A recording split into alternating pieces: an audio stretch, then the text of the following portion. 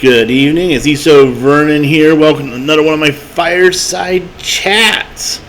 I'm continuing my series here on how to have a good club year and how to avoid some pitfalls in your club, how to have a good, strong, good club for the year. So this is third of my new series.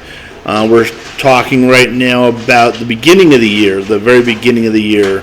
Things to do before you actually start meeting with the kids. So last time we talked about getting your club bylaws in order before you meet with the kids. And this one sort of springs out of the bylaws a bit. And this one is discipline. Club discipline. So let's hit some high points quickly here. So the first point is, as I stated in the merit system, is that all the discipline stuff needs to be outlined in the merit system.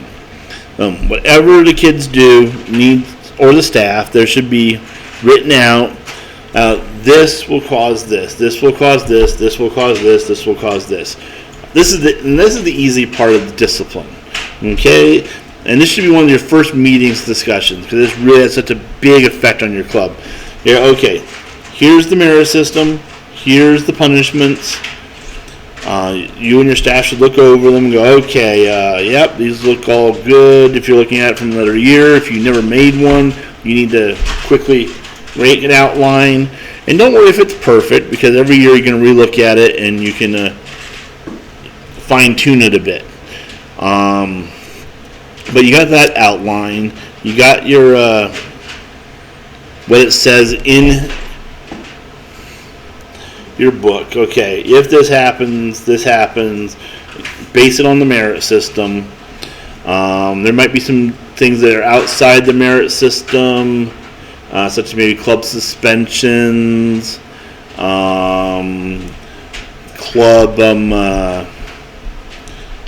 bigger club discipline, like being banned from the club for the rest of the year, or things like that. Super rare, super big things, right? How being put on probation, what that looks like, automatic discussions with parents about certain kids' behavior. Like if they get to a certain low point in points, we have to have discussions with your parents about what you're doing, how disruptive you've been, right? But it should all be there. But I want to discuss under discipline how you need to go about it a bit more. A little bit more about how it affects your club and things you got to understand about discipline. So, one, you need to know how you're going to enforce the discipline. Just because you know the rules does not mean you agree on the enforcement. Okay?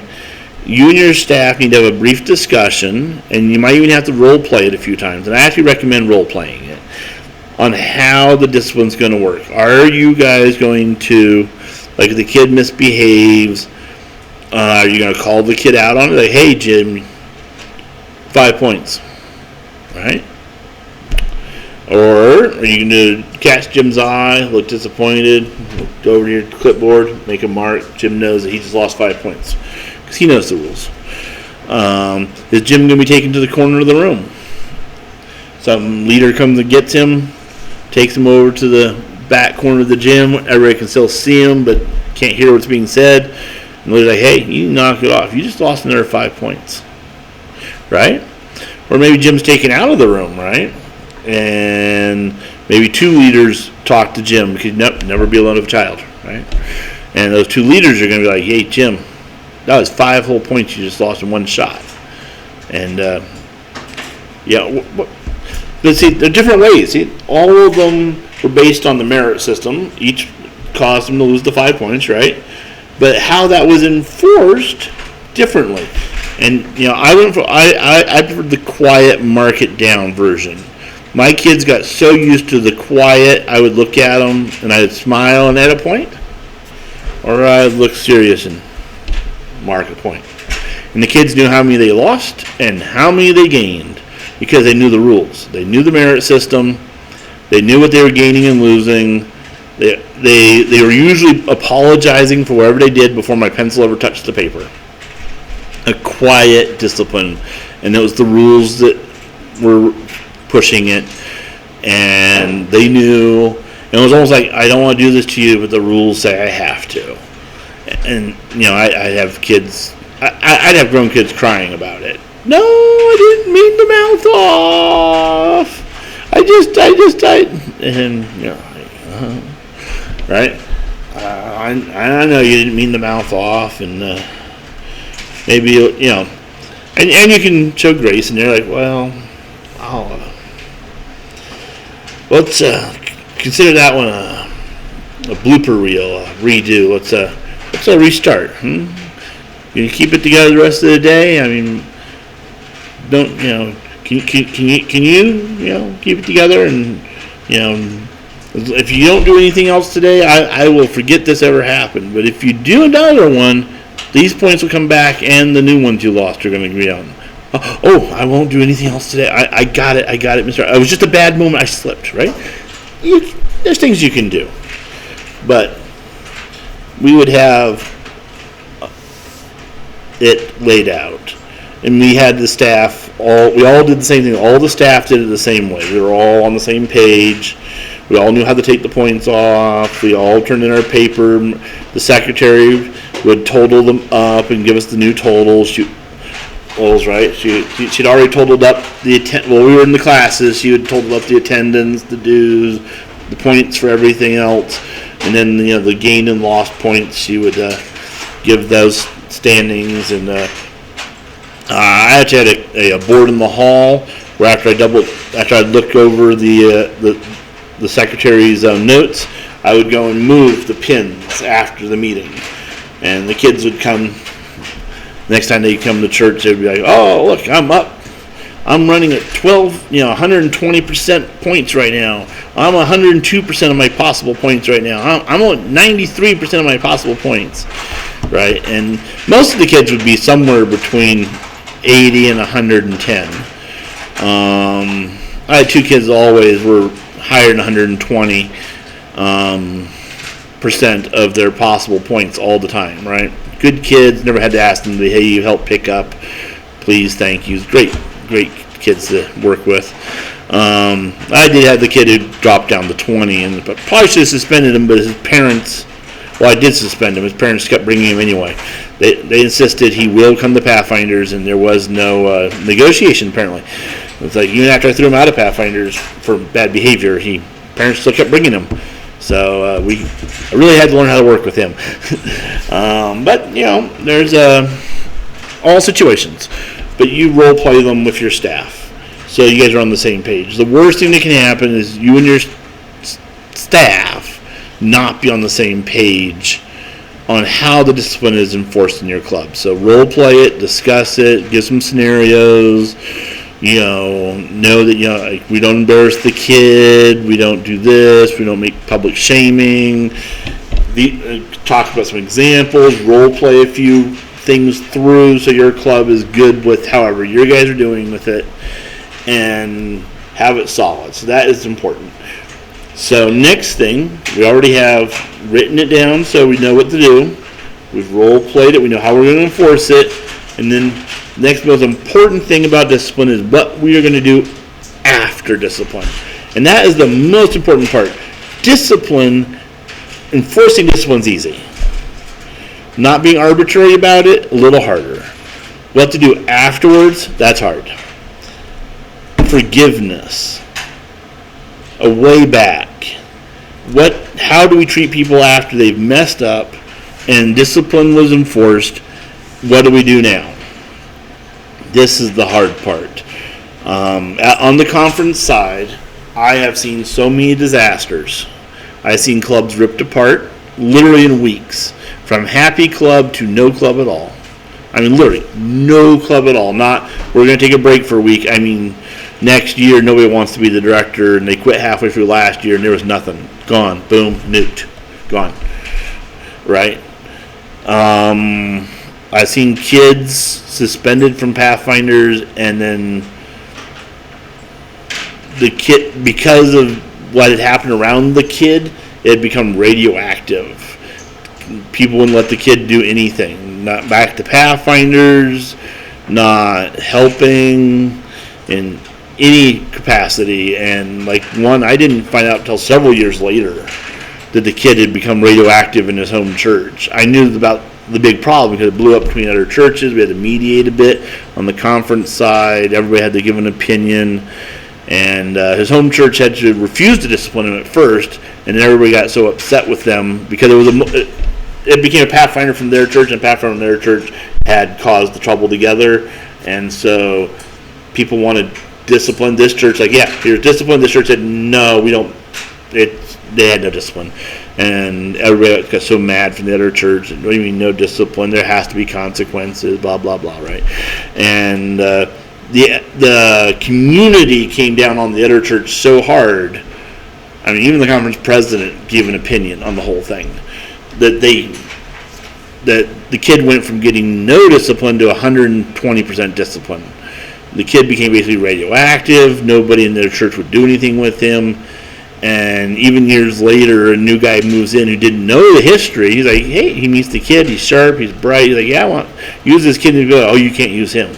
And he's like, why not? Like, oh, no, he's suspended from, like, everything. And he passed, like, well, this guy's like, well, what did he do? He thought, I mean, did he rob a bank last month? What? And they're like, oh, no, years ago he caused this problem. Like, what do you mean years ago? And he came to me, he's like, is it true I can't use this kid for anything? And I'm like, what kid? Because I had forgotten about the whole thing. It had been years, right? I did not know this church had made the kid radioactive. And once he explained it to me, I remembered the incident. I was like, you got to be kidding me. They're not letting this. No, of course you can do stuff with this kid. And I had to talk to, I called up the area coordinator for that area. I was like, is it true this kid has not been, and that area coordinator's like, yeah, they don't let him do anything at his home church anymore. I'm like, did you say anything? He's like, no, it's not my place to say anything. I'm like, well, that's probably true, but then again, I mean, this kid, I mean, he shouldn't have been ostracized like this. And that's, I mean, spiritually, I'm surprised the kid survived it. The kid did seem to survive and was good and seemed to have really, he was so happy to be back involved in things, but years for, I mean, what the kid's offense was pretty bad, but years suspended for the rest of the club year, legit. That was not an overreaction, but not being allowed to come back the next year, and not being allowed to help in other church departments, not being allowed to, I mean, no, that was overreaction. That was inappropriate. I had one TLT got in some trouble, and this TLT was very active in the local area, in their local area. Not in the other directors in the area would not associate with this TLT afterwards, and they kept bringing up things. And I found at the yell in a meeting, like, I didn't want to hear a single thing about it. That it's over, it was dealt with, and the issues are gone. They're in the past. There's nothing to see here, folks. But people just, like, every meeting they keep coming, oh, did you hear something such about so and so? Like, yeah, I heard that rumor. It's false. Because, like, every little rumor about this TLT, they wanted to believe it and create new issues. And they were just piling on. It was bad. That it shouldn't have been happening, and I had to really get mad about it. And finally, they stopped. They realized it was really making me angry. That they kept bringing this up again and again. And I was like, no, I don't want to hear it. I'm not going to hear it. I refuse to hear it. I checked into the rumors. They are false, people, right? But your club, after discipline has been dealt with, there needs to be a road home, right? I mean,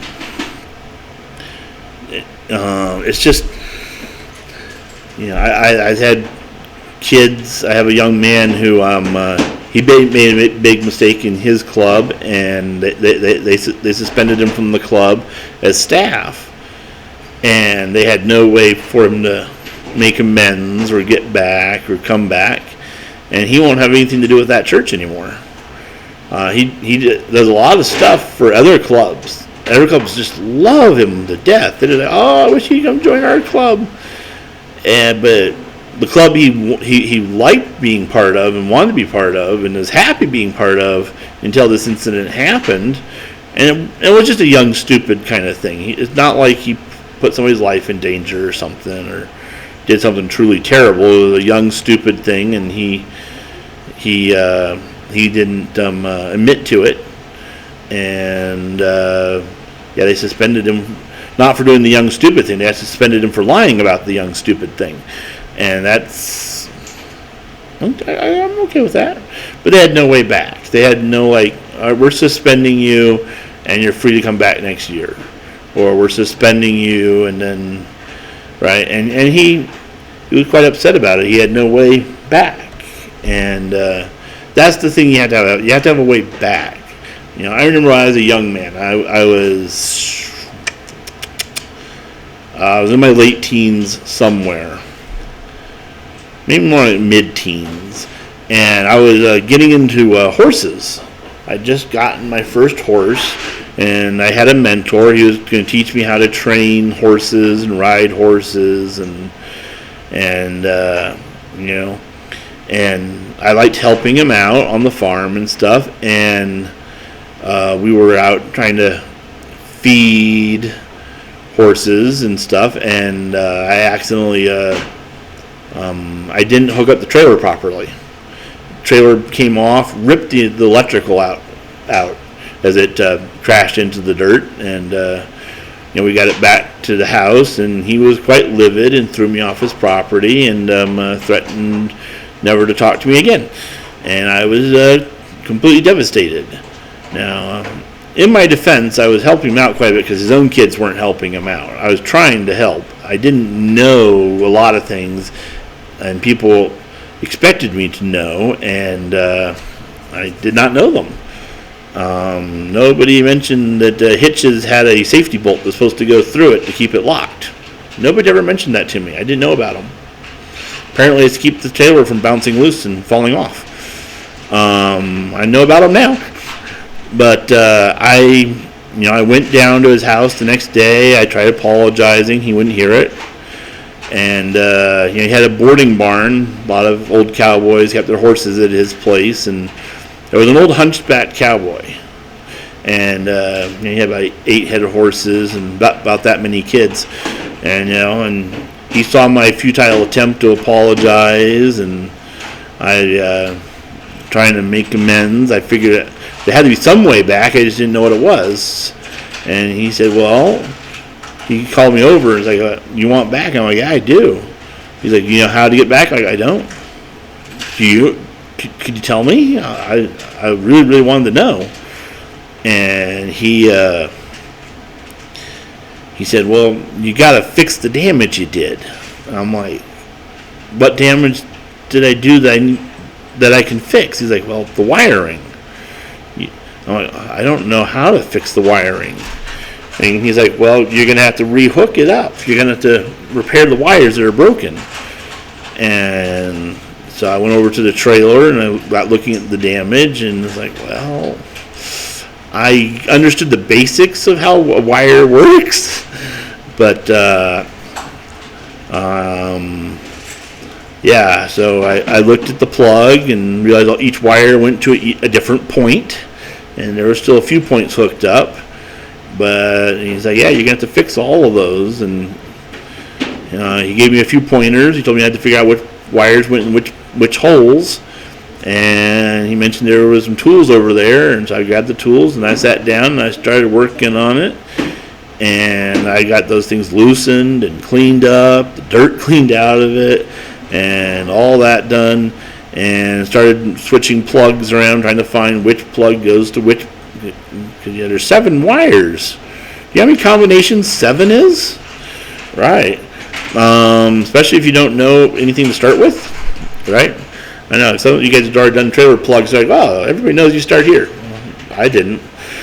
It took, the guy came home. He saw me working out on his trailer, and he saw me fixing that wire, and he didn't yell. He just stood there staring at me, and I just kept working. And he went back inside, and about every 20 minutes, he came out with a fresh cup of coffee and his cigarette in his hand, and just stared at me on his porch, looking at me working on those wires. And it took me hours. I don't know how many hours. Many hours. It was daylight when I started, and it was getting dark enough. I had a hard time seeing the wires when I was done. And I got all the wires done, and they all worked. Oh, I was so relieved when they all worked. I almost forgotten why I was there. I was so relieved, right? And when the wires came on, they all worked. He was standing right there, only a few feet away from me. And he said, apology accepted. And he just turned around and walked back in. And the next day, I wasn't certain if I was good to go or not, but I went back down there, and he invited me to load up, and we were going out moving some cows. And the old man apologized. He said maybe he'd overreacted a little bit, and I apologized. I hadn't explained to him I didn't know how to do some of this stuff. Maybe I should have made it clear that I wanted to help him, but I didn't actually know how to help him, and he apologized for not explaining to me how to do it better. And we worked together until the old man died. But man, I needed a way back. I didn't know. And the old hunchback, he explained the way. He understood the old man, understood my predicament, and showed me the path. But a lot of our young people, they don't know how to go back on their own. And if you don't lay a path out for them to get back, they're not going to come back. They don't know the path. They don't know how to walk down to get back. All they know is they've been exiled from their club. They've been pushed out from their community. They've made a mistake. A lot of them will agree with the mistake part. They'll even agree with the discipline part. But they're devastated because they don't know how to come back. And you need to talk about this with your staff before the club year begins. That if something happens, something catastrophic, something where you have to enforce real discipline in your club, how are you going to let the people back? What is the path back? How do they earn their way back? How long is their suspension for? How long is discipline for? And it needs to be understood that once they paid their debt, it's done. Jimmy got suspended for a club meeting. Next meeting, Jimmy doesn't come. Meeting after that, Jimmy comes back. We don't mention Jimmy missed a meeting. That's in the past. We're glad Jimmy's back. Right? If Jimmy starts maybe showing signs like he did before, we might have to remind Jimmy that, there's consequences for his actions, and we would not want to repeat the past. But that's only because Jimmy is showing similar signs that he might go down that road again. If he's not showing signs, we're not discussing it. It didn't happen. It's past. We're not going to bring it up unless we have to. And that's Jimmy's going to basically dictate if we got to bring up the past. We're not going to bring it up. It's dead. It's gone. And so with your staff, you need to have this real discussion, a very real discussion. And if something happens, how is it going to go down? So just to recap, first of all, we need the rules in the merit system so it's not arbitrary. We need to role play it and discuss it so all the club staff is on the same page. Discipline is understood between all the staff, right? Everybody agrees on how it's going to be done. And then after it's done, there needs to be a way back, right? And of course, there is some discipline things that are going to be so big that there can't be a way back to the club. Such things as, like Jack groped Jill. Sorry, that's kind of thing, people get arrested for kind of stuff, People end up on lists because of stuff like that, right? That can't bring back. Now in church, they might be welcome back in the church. The church's like, hey, we know he made a mistake, but you can't be in the children's ministry anymore, right? You can be a treasurer, you can be a greeter, you can't be alone in the same room with a kid. Can't volunteer at Sabbath school, VBS, right? But that's the world and modern life, how it is. Understanding that we can't put kids in jeopardy. If we do let that person back, and we did let them with the kids, they are likely to reoffend. And if they did, it's on us because we let them back, right? You get somebody who steals money and then you make them a treasurer, it's sort of on you if they steal the treasury again, right? So, there is a manner of spot for discipline where it can get so bad, right? There is no way back, unfortunately, short of the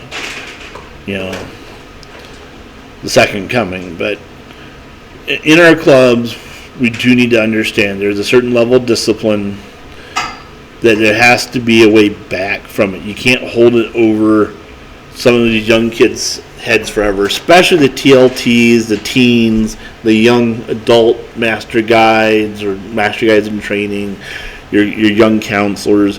They're actually the most likely to make a catastrophic kind of mistake, something that's big, and the club's going to there's going to be that little pitchfork parade out for wanting discipline. But once the pitchforks are away, the discipline's been had, there got to be a way back. There has to be a point where it's buried. I mean, Jesus buries our sins after we ask for forgiveness, and the cost is paid. He paid the cost. We do the forgiveness asking. It's buried, right? It's like at the bottom of the ocean, right? So we need to follow that example as well. But we need to discuss it with our staff at the beginning of the year. How are we going to deal with this stuff? What's our path forward? And any luck, you'll never have to deal with it. But because you've discussed it, the whole club's going to know how to deal with it, how to move forward. They might be unhappy that it happened, but there shouldn't be any high drama because of it happening. And there might be fallout from it happening, but the deal of going through it is just going to be going through the paces, not having to make it up as you go along, making up new rules, people saying you're being arbitrary. None of that. It's going to be just moving forward. But if you don't discuss it beforehand, I guarantee it's going to be a mess when it happens. And hopefully, it will never happen. So that's discipline discussion for you at the beginning of the year. And look for more videos coming soon. Hopefully, I'm trying to do 1 or 2 a week, but you know how it goes. So have good staff meetings, and feel free to send me your questions, and I'll try to answer them. And we'll talk to you later. Bye.